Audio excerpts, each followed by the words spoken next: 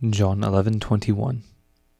Dixit ergo Martha ad Iesum, Domine, si fuisses hic, frater meus non fuisset mortuus.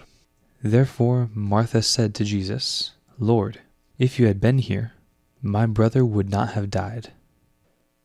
Today, let's talk contrary to fact conditionals. The rest of the grammar of the sentence is pretty straightforward, but I want to talk about this right here that I have bracketed off. There are two kinds of counterfactual constructions in Latin, the present counterfactual and the past counterfactual. To simplify it a little bit, let me just put it this way. Imagine you're drinking a cup of tea, and it's sweet, but you wish it were a little sweeter, and you think to yourself, Dulcior esset, si plus mel haberet.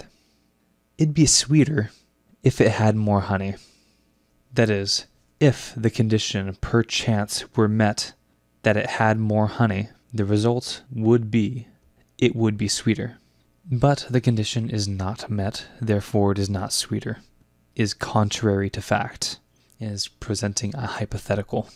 And to express this present counterfactual while you're sipping your tea would be the imperfect subjunctive.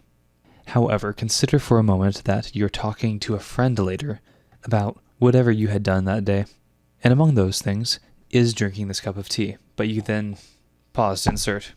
It was a lovely cup of tea, but how much better it would have been if it were sweeter, and it would have been sweeter if it had had more honey.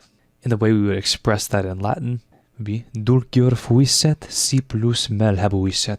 It would have been sweeter if it had had more honey. In the Latin verb forms we use to express this idea is the pluperfect subjunctive, both in the protasis and in the apodosis. If it had had more honey, it would have been sweeter.